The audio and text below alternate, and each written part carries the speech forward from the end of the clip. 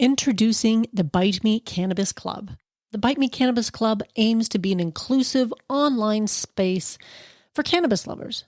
Whether you're simply curious about how cannabis can improve your life or you're fully seasoned, there's always more to learn. When you join the Bite Me Cannabis Club, you'll have access to like-minded people interested in cannabis, monthly workshops, live Q&As, recipes and recipe swaps, digital cookbooks, fully functional chat feature, and a whole lot more. For a limited time, it's only $5 a month with a 30-day free trial so you can try it out and see if it's right for you. This isn't just another Facebook group or confusing Discord channel. I carefully chose a platform that offers a clear, uncluttered, and seamless community experience. See for yourself, join today, say hello. I can't wait to connect with you there. Join the Bite Me Cannabis Club today. Link in your podcast app.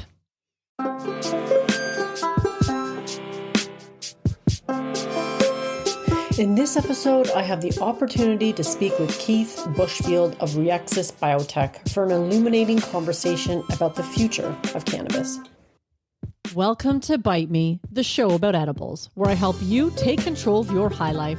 I'm your host and certified Ganjier Marge, and I love helping cooks make safe and effective edibles at home. I'm so glad you're here, and thank you for joining me today. Welcome back, friends. This episode is a good one if you want to learn about the science behind those cannabis beverages that you see in the dispensaries. We dive into how bioavailability and degradation can affect those drinks in store, and what it means for you as a consumer, how things are changing in the cannabis space, and how edibles and beverages have become the entry point for the canna-curious, what he thinks of high-dose beverages, and what fascinating projects Keith and Rexis Biotech are working on next.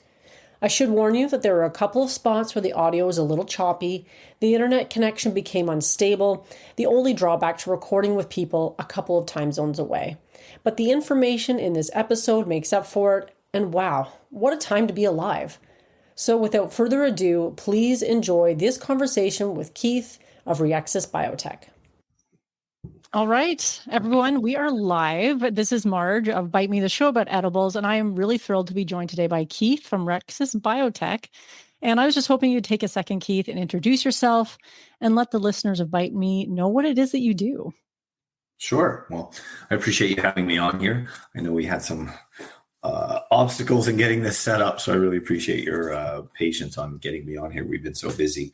Rexis is a biotech firm. We are, I guess, most known for our water-soluble product. So we have some patents, trade secrets on a process that we call polymorph nanofiber. So what that means is we produce a product from a distillate or many different kinds of input materials into a truly water-soluble component. So one of the biggest problems in cannabis, if we refer to that specific molecule, THC, CBD, and so forth, is it's very hydrophobic. Does not like to mix with water. In fact, it hates water, which that property allows it to not mix with the human body very well. So we have a process which turns it into a hydrophobic molecule into a hydrolyphic molecule. And the hydrolyphic molecule is just one that assimilates with water. So that's what we're most known for. And Rexis has been going on for about a year and a half, but our true course and parent that I founded years ago was 2009. So we've been a long process to get here. And now we've just started making it commercially available about 12 months ago.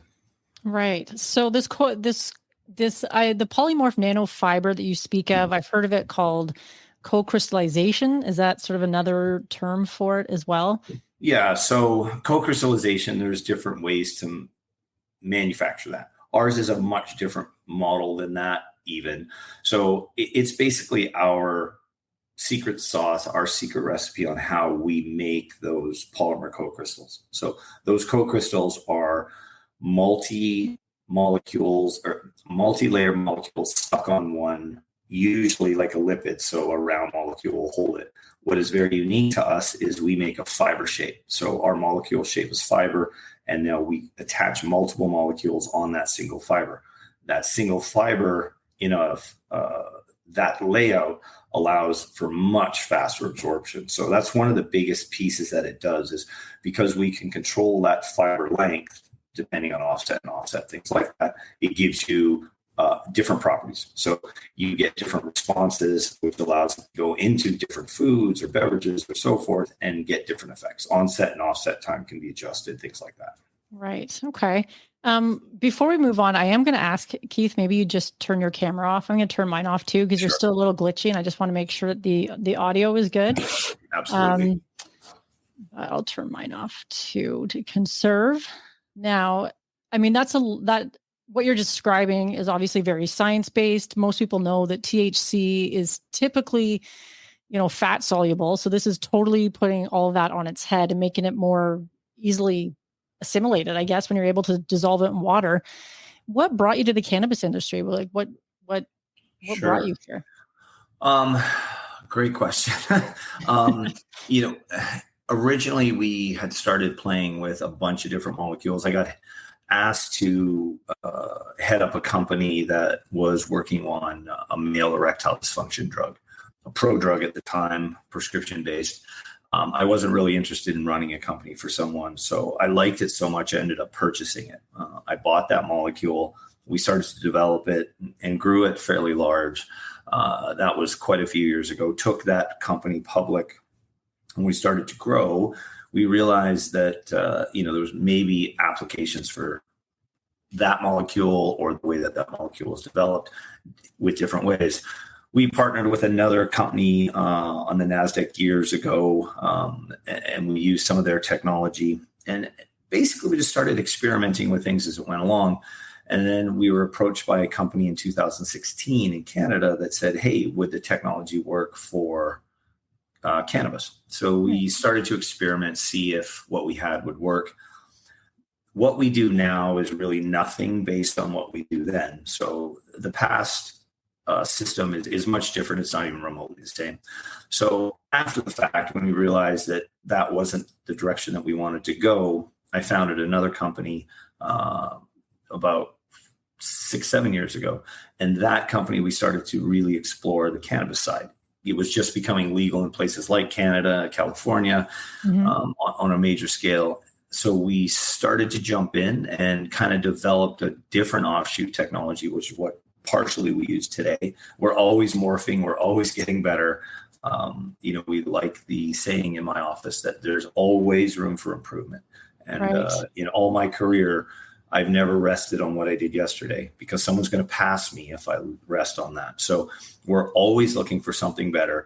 And if you were to look at the technology that we developed 2 years ago, let alone 6 years ago, it hardly looks the same.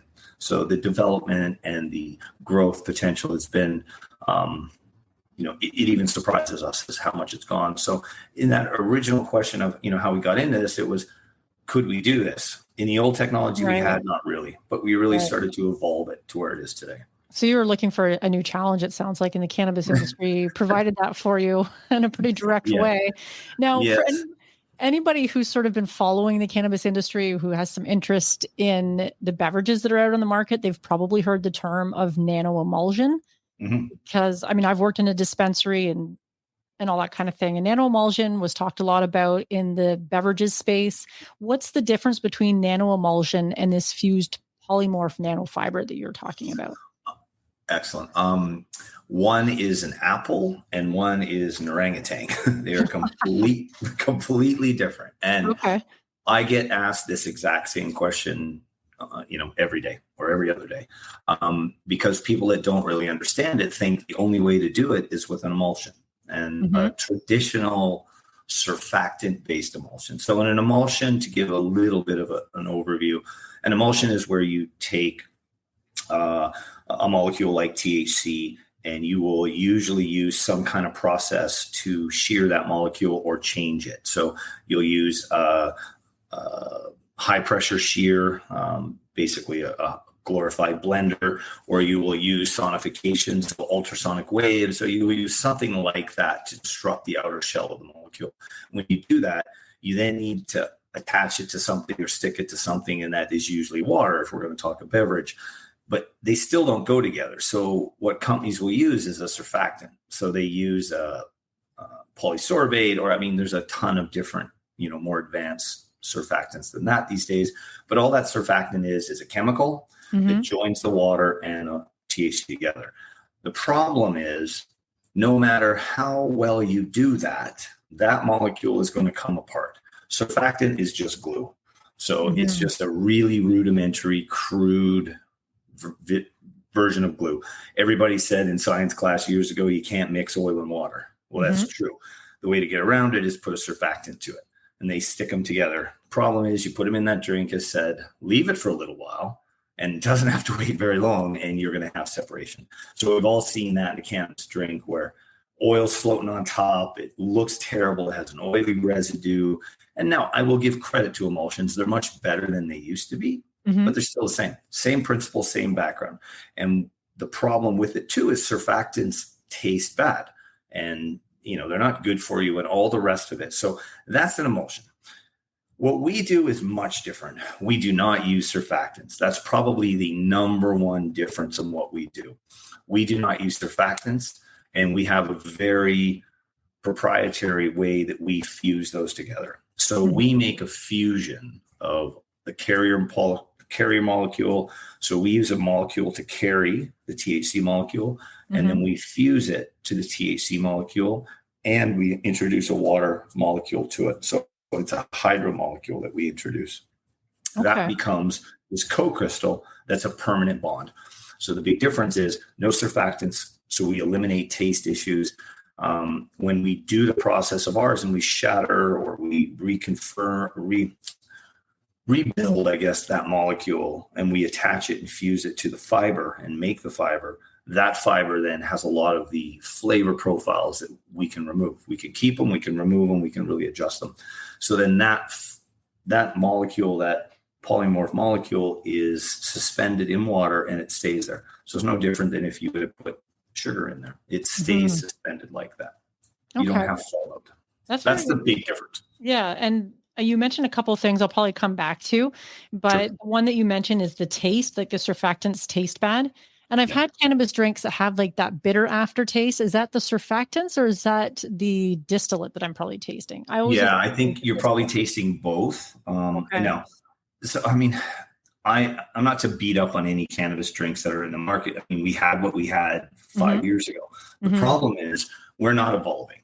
Well, we are evolving, but there's a lot of companies are not evolving. And I get it. They're selling, it's used to it, and they put it out there. But they've had to come up with very funky flavors to hide them. Like, rosemary, hibiscus, lavender, whatever. They need all those things to kind of hide that bitterness that you're tasting. And that bitterness is not just a surfactant. It's absolutely the distillate too. Right. The better we get at making distillate, we can get rid of it. But if you can eliminate the surfactant and eliminate the outer shell on the distillate that's giving it that bitter tone, then you can hide it without having to put it in exotic, kind of odd tasting flavors. Right. Because I do find there's certain drinks, it seems like it just has that bitter aftertaste and it kind of, literally leaves a bad taste in your mouth. Yes. And, a lot of those have that. Some that don't, but yeah. Yeah. And I think most of them are, I full credit to all the groups that are getting better. And I'm in full favor of everybody producing a better product in this industry, and you'll get more conversion. We look at it this way. We developed this polymorph a long time ago, and we've made it better and better and better. Recently, we went in that High Spirit Awards. We put a whole bunch of products. I think we medaled and won in every category. The one we put in that was one of the platinum winners was a thing we called H2O. It's basically MgH2O. So it's a water that has the polymer or fused polymorph nanofiber in it. So basically, we submitted a water that had THC in it, no flavor, no taste, and no smell, and perfectly crystal clear. So really, you have it won platinum medal. You can't see it, you can't taste it, and you can't smell it. And it looks completely like crystal clear water, and you drink it and you will be high. So we looked at it that way. If you can produce a water that tastes like water, nothing else but a really good spring distilled water, flavoring's easy. You can put anything or nothing. Right. So you don't have to try and hide the bad thing you started with when you have that to start with. Right. Yeah, that's pretty interesting and difficult to do, I would imagine.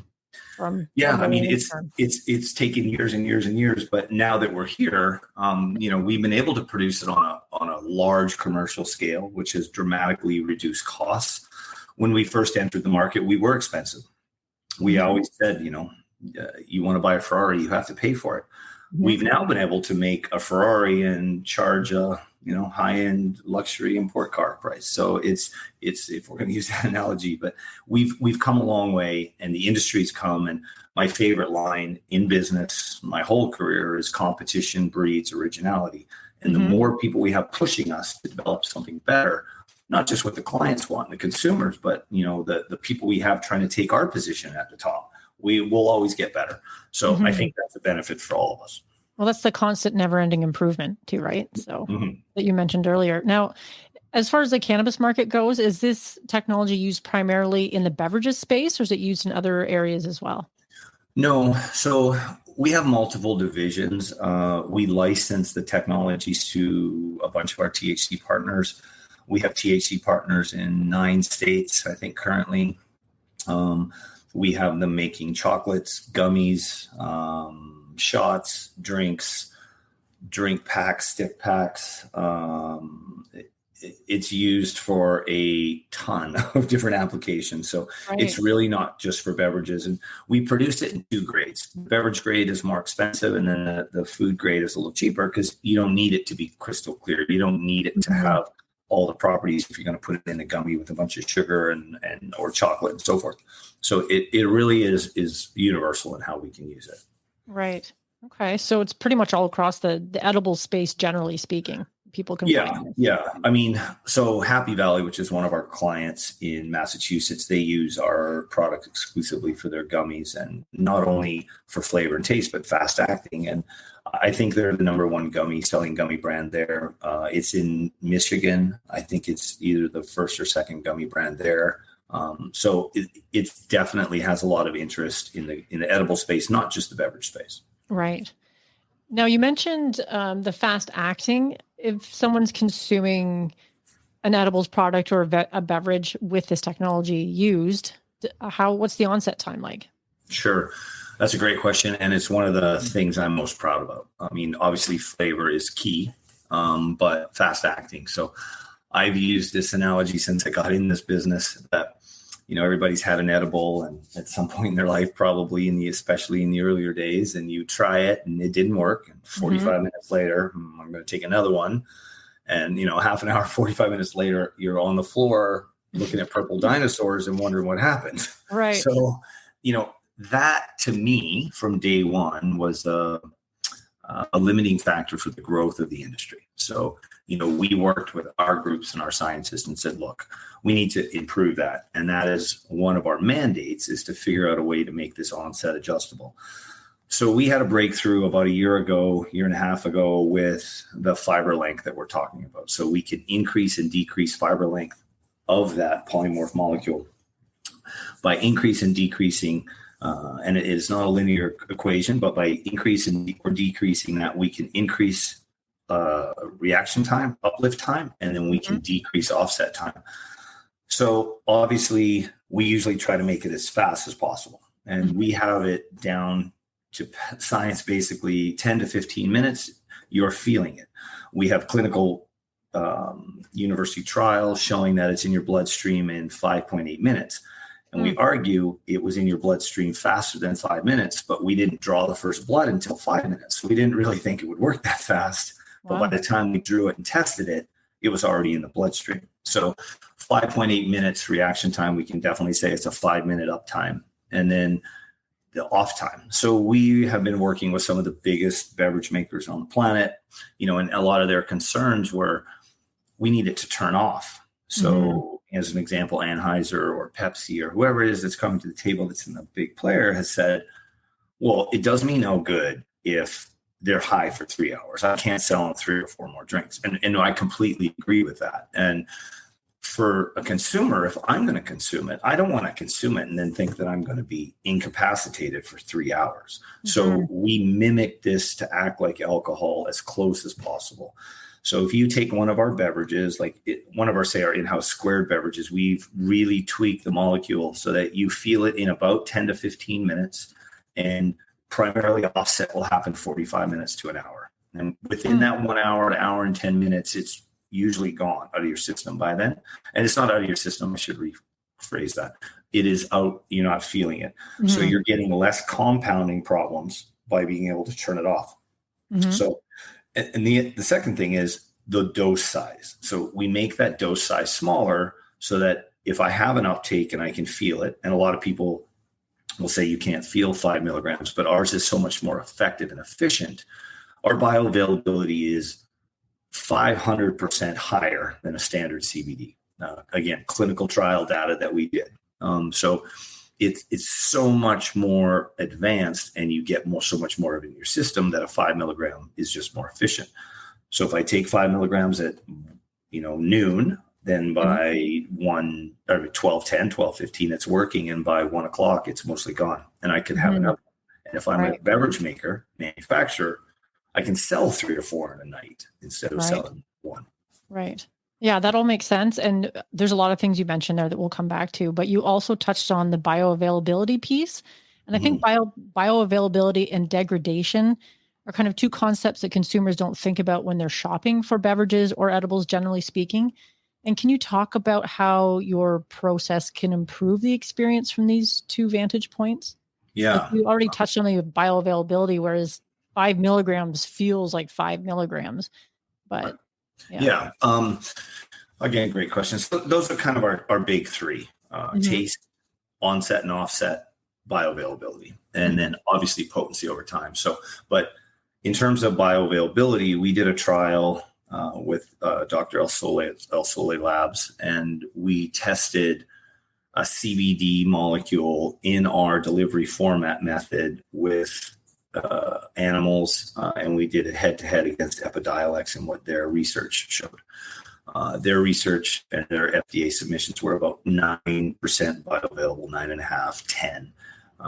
When ours came out in multiple animal trials, we did, or multiple animals, we did a 48.15% on average for our bioavailability percentage, compared to the 9 that is kind of the standard. So that worked out to 523% more bioavailable. So basically, if I'm taking 100 milligrams of vitamin C, you'd get 9. In our method, you would get 48 milligrams. So that makes the system much more efficient. You're not wasting so much more product.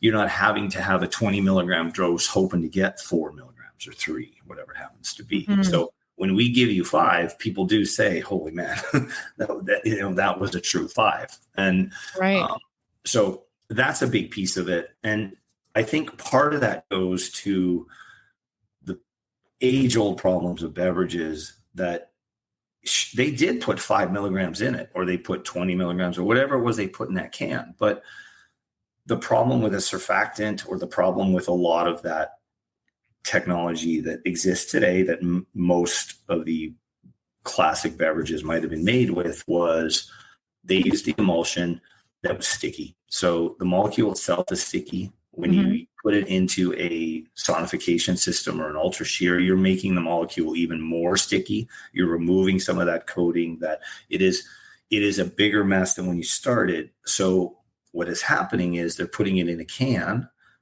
They're putting the can lid on, and then a large portion of that active ingredient is sticking to the liner of the can.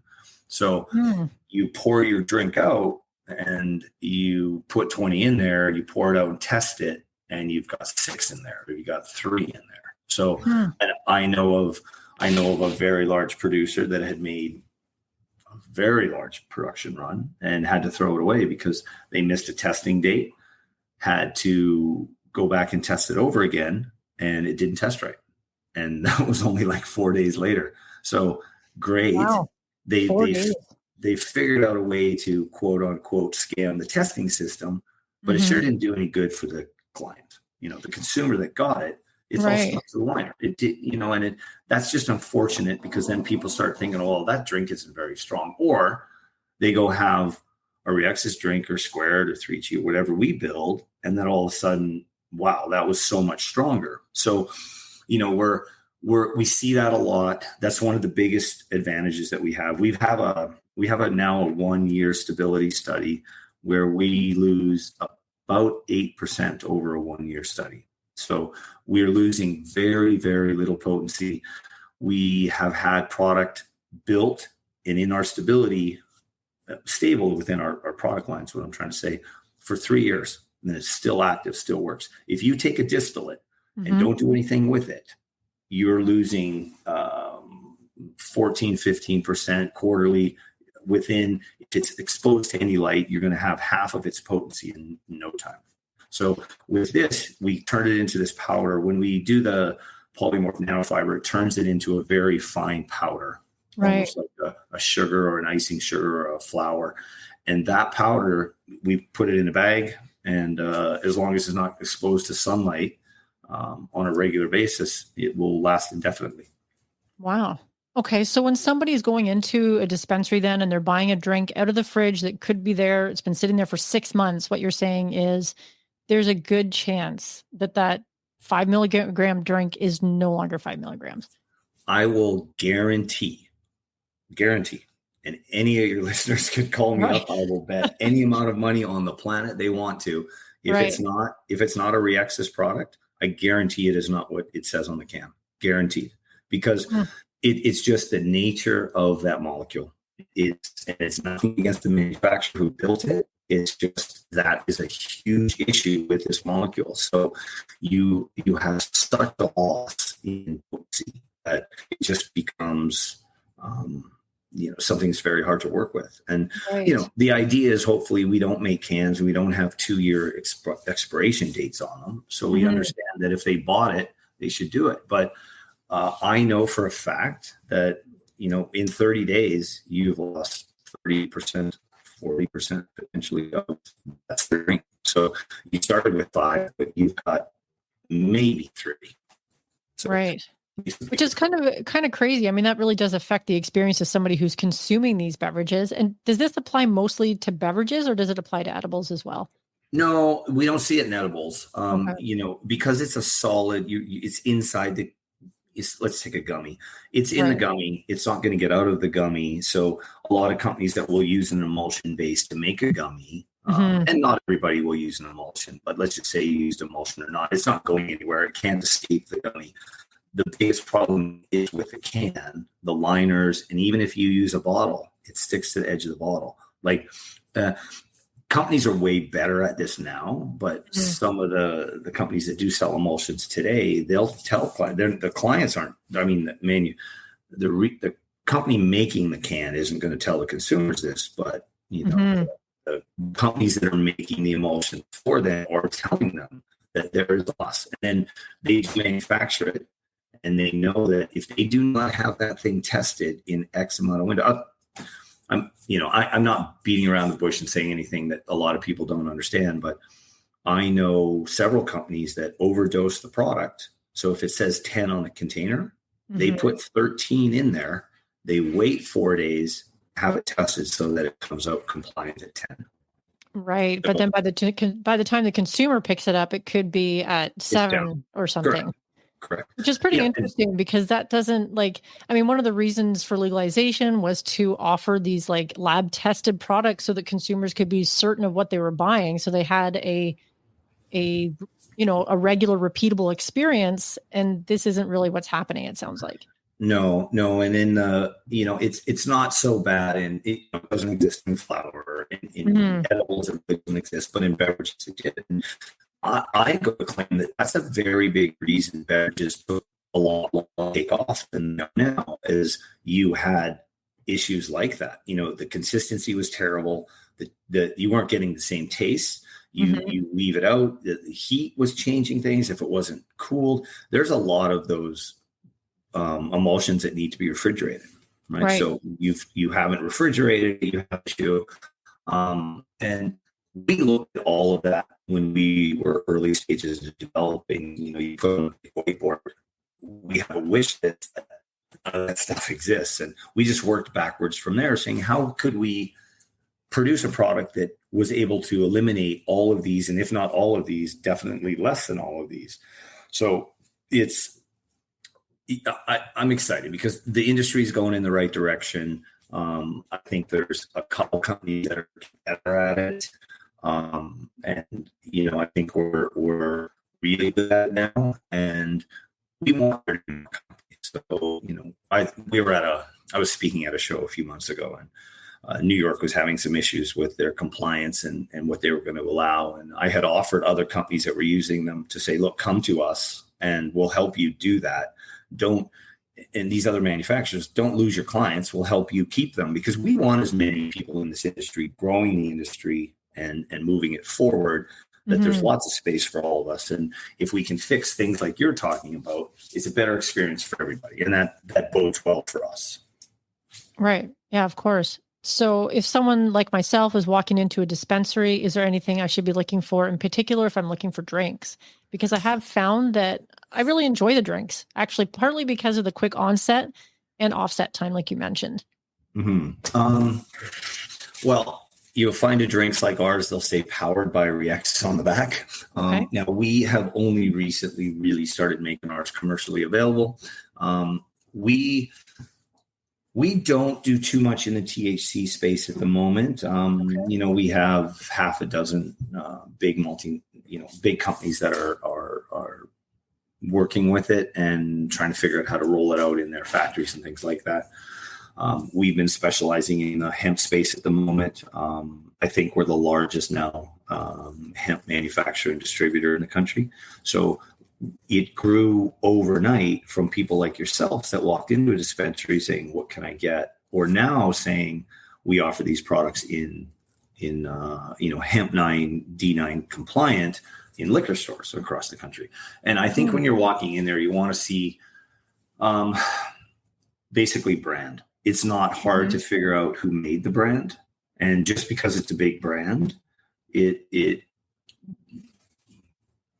think you're going to have to go by experience to find out, because unless it says powered by Rexis on the back, it will be an emulsion. I can say that. Right. So unless it says powered by Rexis on the back, it is an emulsion. So most of the technology out there right now is either your technology or this nano emulsion. That's sort of the current standard, I guess. That's really all there is. I mean, if you just try and put a distillate into water, we all know what happens there. So the only two ways to do it are an emulsion and ours. And there is potentially, I heard of one other company that was working on a system that was more like ours, but I would call it a hybrid between an emulsion and ours, in the middle there somewhere. But they can't, I don't think they're scalable ready for commercial use. So there really isn't much out there. And from what I understand, I don't think there will be too much. I'll put it to you a different way.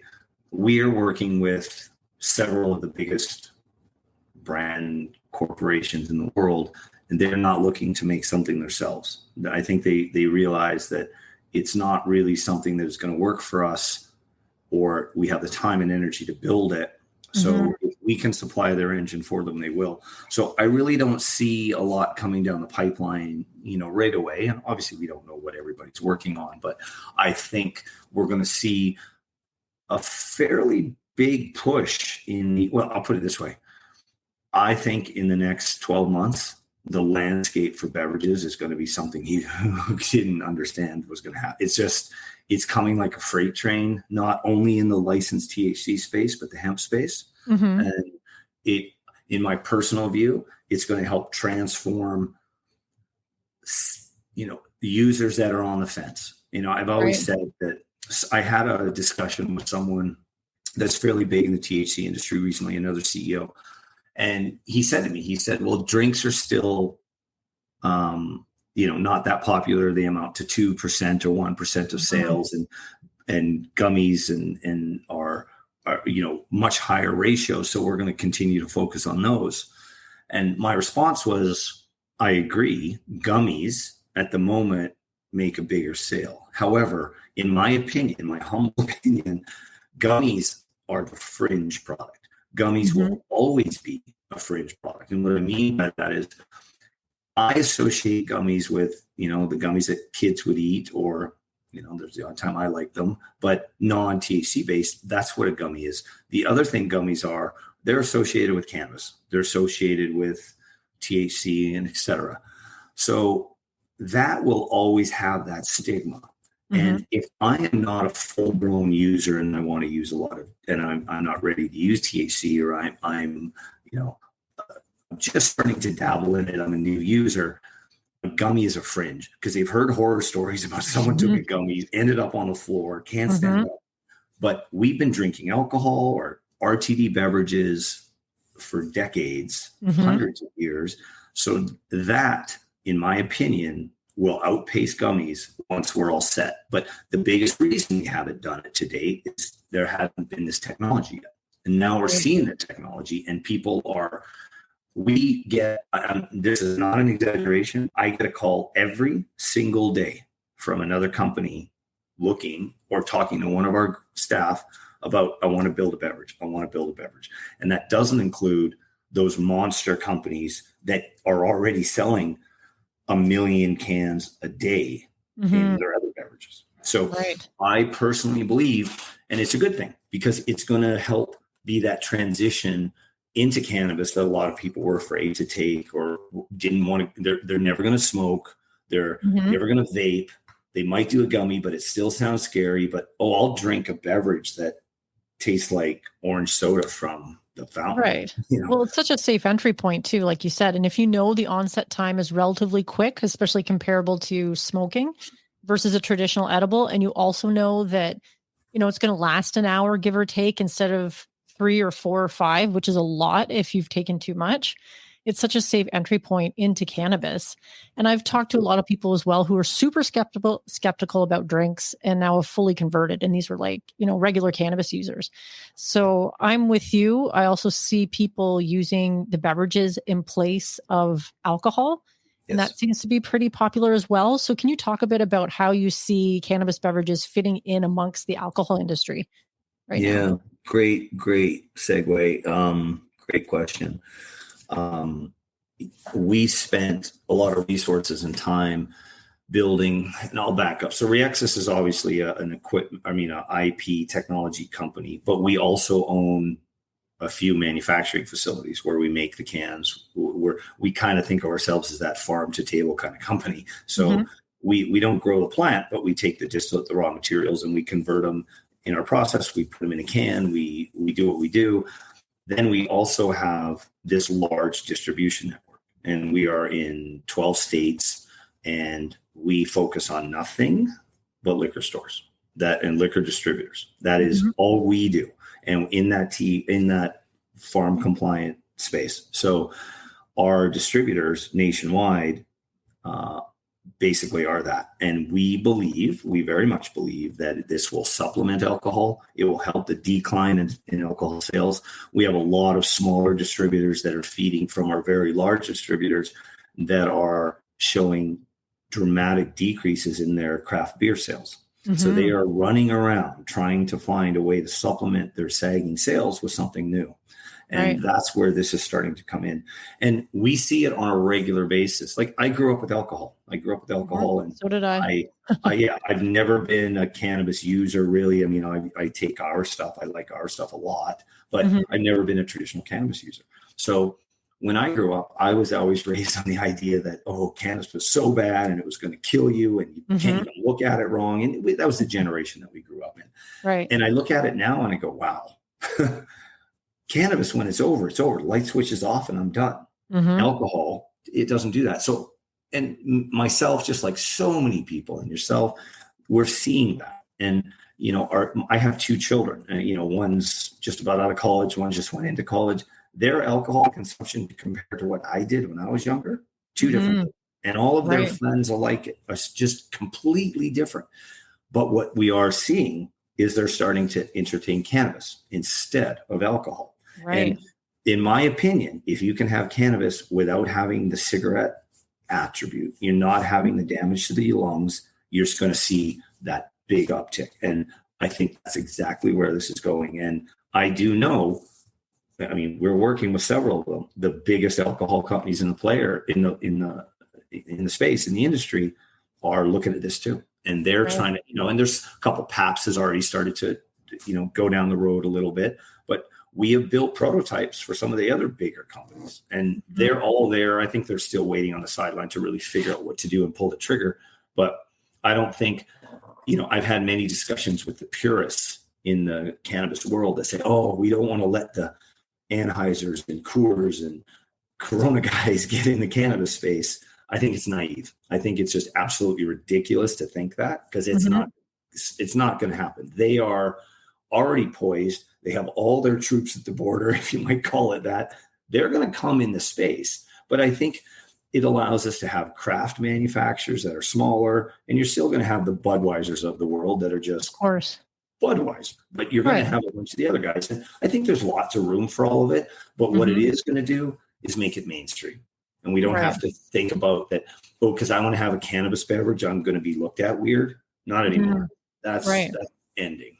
And I think that's interesting too, because I see it across all demographics as well, as this bit of a pushback against alcohol, because it's, at the end of the day, not very healthy for you. And they're finding out more and more about how unhealthy it is for you, never mind the hangovers. But it's interesting that you're seeing it with your own kids about how it sounds like they have a much healthier relationship with alcohol than we did at their age. So yeah. And don't get me wrong, they're still getting drunk sometimes and doing their thing, but it's definitely like, and how bad this is to say, but I remember getting in a car with someone drunk driving and doing that kind of stuff. Today, kids don't, my kids, their friends, there's not a chance they'll do that. And they're just learning, they're growing up, different generation. They're starting to see things differently. And I think what they're seeing is cannabis is a completely different alternative. And my kids were on that border, like they're 21 and 18. And, it was kind of illegal when they were little, and now it's not illegal and they can go into a store because now they're both of age, where they are. So, we are seeing that big change. And like I said, I really think the shift in beverages is going to make it really mainstream. Right. I tend to agree. And I like what you said too about it being a little naive not to want to have the big players come into this market, because it sounds like the edible space in particular is, I guess you just have to be far more capitalized in order to even get into that space. So naturally, bigger players are more poised to do that. But like you said, I think there's room for everybody. Now, I was curious about what you think about beverages that have higher doses. Like I've seen drinks on the market, not in Canada, of course, because we have those 10 milligram limits, but drinks that have, say, 100 milligram limits or 100 milligrams in a can or a bottle. Yeah, we have had many, many discussions internally about this question. And one of them are we being responsible by helping them do that? And I'll tell you, the old 100 milligram drinks, for the most part, unless they put them in a root beer or were really able to hide them, taste awful. And it's really hard to try and drink a whole one of those, let alone, a couple of them. So we have been torn to a degree about how we do that, because you can take 100 milligrams of ours, put it into water, and basically drink it with no flavoring, and it tastes good. It's not clear or anything like that, but it's pretty good. So we have had that issue. Now, I think, like everything, the hemp industry, the 100 milligrams in one container, we're all pushing the limits of what the law says and what the law allows and all the things that go in between it, saying it's a multi-serving and so forth and so forth.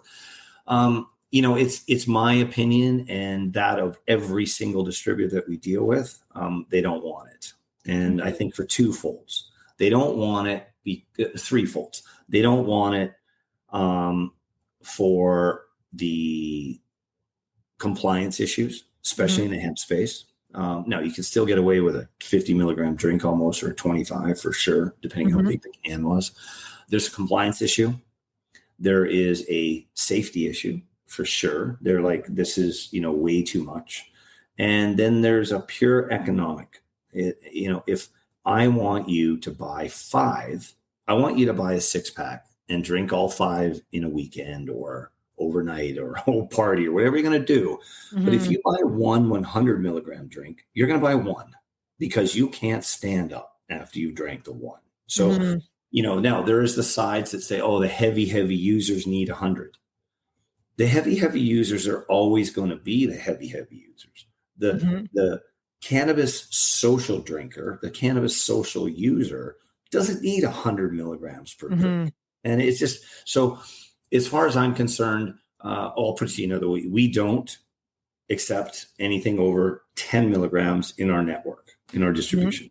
So, and we do have one or two retailers in state, or one or two distributors in states that will take that, but 90% of our stuff is 5 milligrams. And we don't believe we really need 1 or 2.5, or now, you know, the can does, you know, they're smaller ones that they've always done. And I'm not beating up on can, but it was the best way to make it taste good and try and be an entry.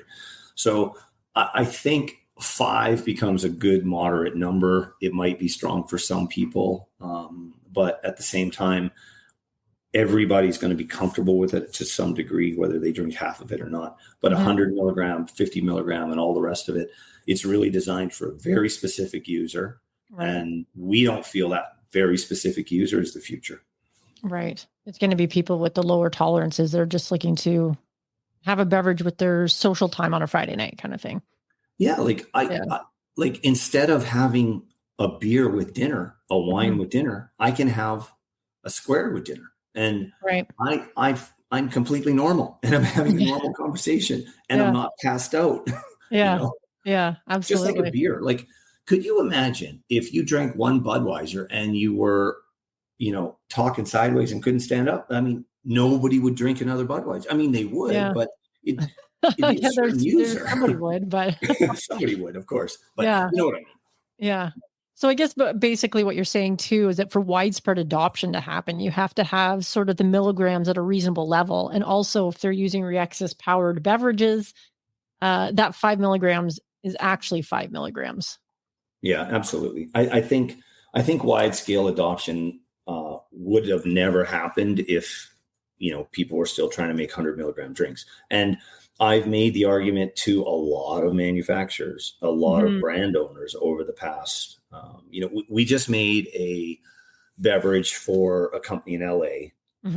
It's only going to be sold in LA, and it's a high dose hemp 9 beverage. It will be I won't say their name because it's the last one we're ever going to do. And it was the first one we ever did. And it's only 25 milligrams. It's fine, tastes amazing, all those things. But we just looked at it and said, it's not socially responsible, I think, in my mind. I don't think it's going to be mass adoption. And the people that do want it are a different market share than what we're really going after. So it's no different than I want to have a glass of wine at dinner. I want to have a scotch and soda. Whatever that person's going to have, or I want to have a shot of Jaeger, right? So it's all different. And if, you know, it's all consumer based too, and consumer decisions. You want to drink a whole bottle of vodka straight up on your own, you are going to be in trouble. You want to drink a whole 100 milligram drink, that's your choice. You're going to do it. Right. But I looked at it and said, for an economic and fastest to market and quickest adoption, we wanted that low hanging fruit, which was the low milligram count. And every one of our distributors is on board with that. And they were the ones actually saying, we really want to do it this way. Right. And I suppose, like you mentioned, for widespread adoption, if you want beverages to become more mainstream, that also means you're educating the public at the same time. And as that education comes in and people become more comfortable with these things, and maybe one day 100 milligram drinks, you know, won't be a big deal because people will understand how beverages work and all the rest of that thing. Absolutely. I mean, if you give a 15-year-old a bottle of vodka, they're going to try and drink the whole thing. Depending on who I did that when I was 15. So right. So you get a little older and you're like, oh, that's a bad idea. Right. You know, so we are educating the consumer. This is a brand new industry. I can't remember the company, but there's a company that tracks sales data for all over the country, and it's for retail stores, big brand box stores, all that kind of stuff. Well, Squared is the very first product in that category that has ever been in there. And I looked at that and I talked to the rest of the guys on the team and I said, does anybody find that amazing that of the billions of products that are on the market today, we launched an industry that there's none in there yet. and we are the first ones to be there. So I look at that and I say, we have a duty to help bring this mainstream. And we're not the first beverage with cannabis in it, but we're the first beverage with cannabis in it to bring it to mass market, to bring it in a legal way, to bring it in a social drinking atmosphere through liquor stores, through bars, through restaurants where it's legal. And so it is, the adoption is key at the moment. And we are helping, and I'll put it this way. I talk about Square because Square is the first one. A big brand of ours is 3Chi. So, we partnered with Justin and 3Chi quite a while ago, and 3Chi and Square are the two big brands that are going into this distribution network. But we are currently building 3 or 4 or 5 new ones that are going to go along with this.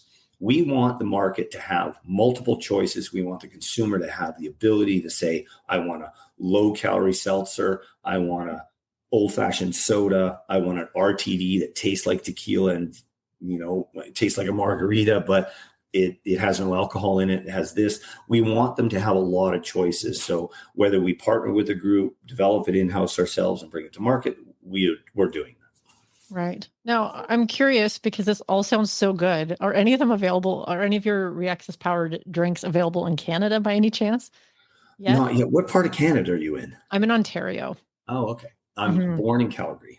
So, okay. So fellow Canuck. That's awesome. There you go. Yeah. So, no, not at the moment. Okay. Now we have been in talks with 2 big beer companies there to do this. We haven't gone down the road. We do have I can't say the name. There's a really big one that we are working with. So with a little luck in the beginning of the new year, we may start to see that change. Okay. That would be awesome because I love the sounds of what you're doing. Like if I'm buying and spending the money on a beverage, and the beverages aren't necessarily the cheapest option as far as purchasing edible cannabis, right? No. And I do enjoy them. So if I'm buying something, I want to get that 5 milligrams or that 10 milligrams. And it sounds like most of the time I'm getting just a percentage of that stated milligrams. So, I'd be excited to support whatever Rexis powered beverage comes to the market in Canada, hopefully sooner rather than later. If you are ever out of Toronto or Ontario and you're down, you just let us know. We're in like 12 states now. You can drive across the border and into New York, and you can get them in upstate New York. Right. But they are, I think the other thing was price point. And You're right. A lot of the cannabis beverages that have come on the market have priced themselves so high because they couldn't handle economies of scale. Economies of scale wasn't going to help them get to the next level. So, if I'm a small manufacturer and there's a small manufacturer and they're trying to make some cans and they do a run of 10,000 cans or something like that, it's understandable that they're going to have to retail the can for $7 to be able to make any money. Where, we're set up, we produce millions per month, and we are in that situation now where there will be, we'll put on 15 to 20 million cans on the market this year.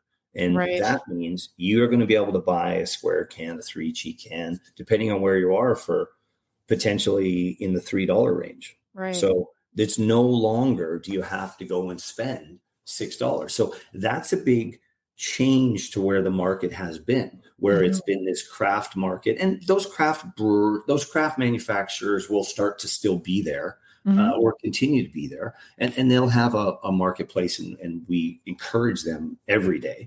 But they will still be there. But there's that need for that larger scale to transform it so that, just like you said, if I pay $7, well, how about I give you an amazing product, but you have to pay $3.99 instead? So much better mass appeal that way. And again, more for sure. Yeah. And then you're more likely to buy more than one at a time when, they're more reasonably priced for the consumer, and they're getting, hopefully the milligrams that they're expecting to get too. So yeah, absolutely. Now, just a couple more questions for you, because I want to be cognizant of your time, but what would surprise people about you, Keith? Me personally? Yeah. I sleep 3 hours a day. 3 hours a day. Is that an afternoon nap or is that what you sleep per night? Because that's not a lot. That's it. I never sleep more than 4 hours. I sleep 3 hours is about it. It's just always been kind of where I'm at. I live, breathe, and eat this company. I've been very successful in my career and had some great wins, but I made it a passion of mine a long time ago that I wouldn't do anything anymore that I didn't absolutely believe in and want to do. And obviously we do this thing for the money. I am very much not going to sugarcoat that. I look at this and go, this is the next $1 billion deal. But I also look at it and say, it's something that means a lot to me in a legacy. It's going to be here a long time. I think people are going to look back and go, we were one of we were on the forefront of this beverage industry and we helped to get here. So when I don't sleep, I will be working and then I go to bed and I, usually stay in my head there for a couple hours, but it works for me. I'm up at 4:30 every morning and go to the gym for an hour or 45 minutes and go to work. So amazing. Well, I don't think I could do that. Not I'm pretty glad can. that you're there though, like basically at the nascent of this whole industry, because like I said, I really think beverages are such a beautiful way to bring people into the cannabis space who are kind of curious and want to sort of dabble a little bit. But finally, is there anything in particular that you're super excited about right now? Yeah. So the cannabis industry is absolutely massive. But I'll tell you a few things that we're working on. Originally, they were very undercover, very under wraps. But two things. The psychedelic space is extremely important to me on a personal level. I never quite understood the potential of psychedelics for therapy, for helping people and that type of thing. I'd always thought of it as this recreational thing. You shoot some magic mushrooms and away you went. But I didn't understand. Now I've seen people that has helped firsthand. And I want to do everything I can with the resources that I have at my disposal to help forward that. And we have had some very major breakthroughs, I guess is a better way to put it, in terms of some research and development that we've done, being able to turn that into something that could be a beverage in the future once we get some kind of legalization. And that beverage may be used for therapy, may be used for things like that. But, we were working with early on, and we continue to do for a group that is handling concussion trauma, post-traumatic stress disorder, and they are one of the few licensed DEA facilities that is handling that substance. So we're very excited about that. I think it's a long way down the road, but it's coming. The other thing is we released a product. We didn't release it, but we told the world about it. It's called NX1. And so our NX1 is we were able to fuse a bare nicotine molecule to our carrier. So we did a small clinical trial, 141 subjects, placebo double-blind controlled style, where about 65 ended up doing the non-placebo, 74 did the placebo, or the placebo at the end of the day. What it is we turned this molecule into a beverage. So we gave it to people that smoke 10 to 25 cigarettes a day. And it stopped 95.8% of the subjects from smoking for more than 4 hours on one drink. So wow, that's pretty fascinating. I know too many smokers. Yes. So it's not designed to be, and we don't pretend that, it makes you stop smoking. No, it doesn't. Right. But it is it's 2 to 3 times more effective than something like Nicorette or like the patch system or things like that. So we looked at it as several things. Anytime you can get someone to stop inhaling the nicotine, the better. Nicotine on its own, no matter what the FDA would like to tell you, is not bad for you. The nicotine itself is good for Alzheimer's, Parkinson's, focus, concentration, energy level. It's a cognitive enhancement. Absolutely. And nicotine on its own is great. The problem is getting it in your system safely. So this system, we can take nicotine, which is technically poisonous. Like you can put 70 milligrams on your skin you can drink, it will kill you. So we've been able to process that, turn it into this inert powder that we do, put it in a beverage. You can't taste it, smell it, or see it. And it stops you from smoking. So imagine the people that are, and I've seen it firsthand. You go to a restaurant and you are a heavy smoker. You got to get up 3 times from dinner to go outside and smoke. Well, we have this can that we made taste like grapefruit for these trials, and it tasted like a grapefruit soda or sugar-free soda, and not smoking. Never once left to go eat. And we did multiple trials of that. Or the person that's on an airplane for 6 hours that can't smoke. All of it. Or you're just in a social atmosphere in a bar and you don't have to go outside to smoke. So there is a million aspects for it. We are going to be launching it overseas. We do have a big market in Southeast Asia that has adopted it. So we will be licensing it there. We are going to build a facility there in November. In November, the facility should be open, and we're moving a bunch of our production manufacturing to Thailand to handle Southeast Asia. So those are things that I'm really excited about, those 2 markets that are a little bit different than what we're doing. And then functional mushrooms. So functional mushrooms have shown such a potential, and we're working with first-in-class company in that, where we've done an exclusive agreement with a company called First Person. So First Person is they're an absolute amazing company. They're growing a lot of their spores in Western Canada. They're kind of shipping them around the world, but they are very excited about this. And so are we. We've been able to take a mushroom. I don't know if you've ever seen like the mud waters and things like that, but taste terrible, smell terrible. No, I've never tried the mud water ones. No. Yeah. So, mushrooms don't taste great, but we've been able to turn it into what basically tastes like an orange citrus, like one of those emergency drinks you dump in the water, like a vitamin C orange, and it doesn't have the mushroom flavor, but it has all of the actives. We built prototypes for them at the biggest supplement show last year, and they won first place overall. So it's all of these type of things that we're excited about. Cannabis is obviously, our bread and butter and where we kind of cut our teeth on, but we see all these other things as huge potentials as we go forward. Oh, absolutely. Everything you just mentioned, like I could pick your brain probably for another hour about all that stuff, but I want to be cognizant of your time and say thank you so much for spending an hour with me to talk about cannabis beverages, basically the future of cannabis.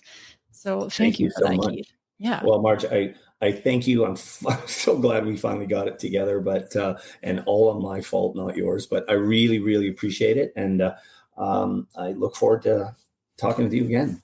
Awesome. Thank you. Thank you so much. The next time you're at the dispensary, look for those drinks labeled Rexis powered and know what you're getting. I'm grateful for hardworking entrepreneurs like Keith who are leveling up the game in the cannabis space and bringing products to market that are better for the consumer. But I'm curious, have you tried any of these beverages? I'd love to hear what you think and if you noticed a difference. You can always hit me up by email, the podcast hotline, or shoot me a DM over on Instagram.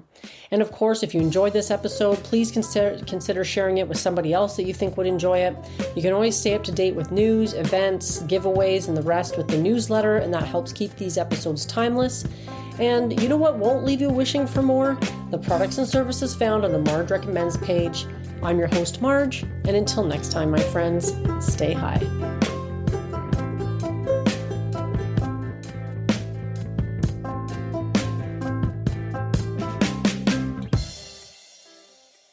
Are you tired of trying edibles that are inconsistent in strength and flavor? Attempting to figure out your tolerance? Do you want to take control of your edibles experience and find the optimum combination of factors that results in the best outcome? If so, this edibles journal is perfect for you. The Bite Me Edibles Journal provides a convenient and organized way for you to track and record your edibles experience, whether it's homemade edibles or store-bought. It includes 48 fillable pages.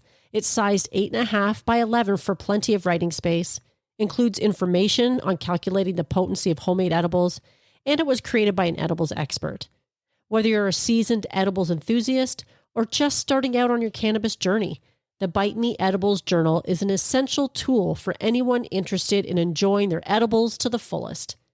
Take control of your high life with this convenient and helpful resource Add it to your Amazon cart today. Tap the link in the show notes.